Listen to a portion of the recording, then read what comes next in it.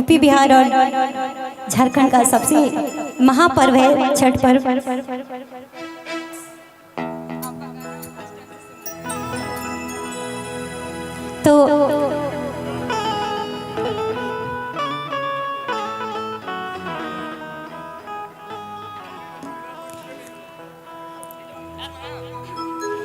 तो एक बड़ा ही प्यारा छठ का भजन है।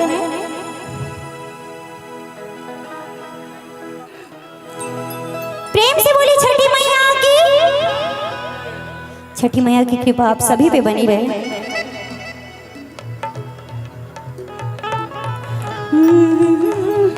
मैं थोड़ा सा स्केल बढ़ा लूँ।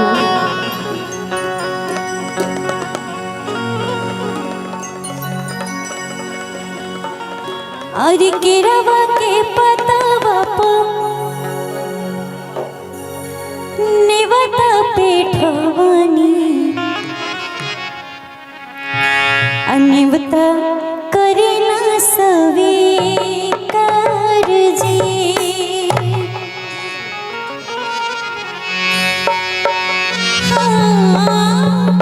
लिहि नया रख मोरा आदित्य गोसाइया अबर तिन के सुनली पुकार जी। प्रेम से बोली छठी मैया की।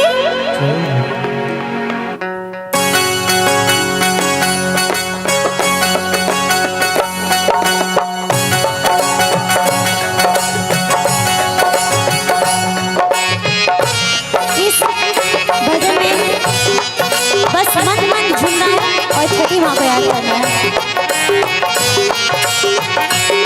और ये छठी माँ के प्रति एक भक्त का भाव है।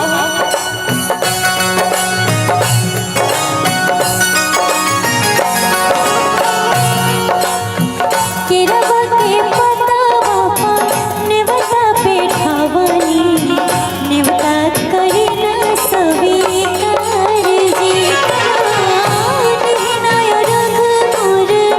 आदित्य गोसाइया बरतिन के सुनली पुकार जी। केरवा के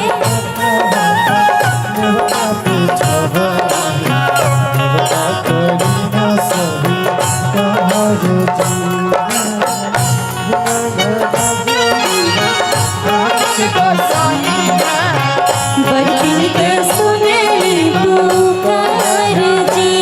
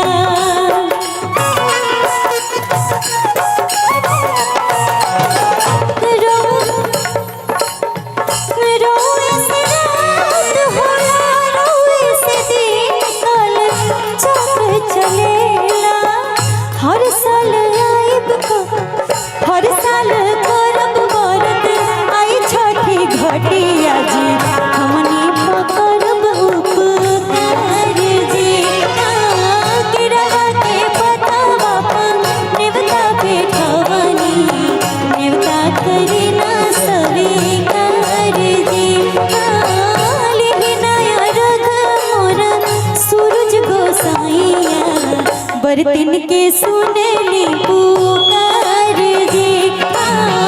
केरवा के पतवा पे नेवता पेठवनी नेवता करे न स्वीकार जी। केरवा के पतवा पे नेवता पेठवनी नेवता करे न स्वीकार जी।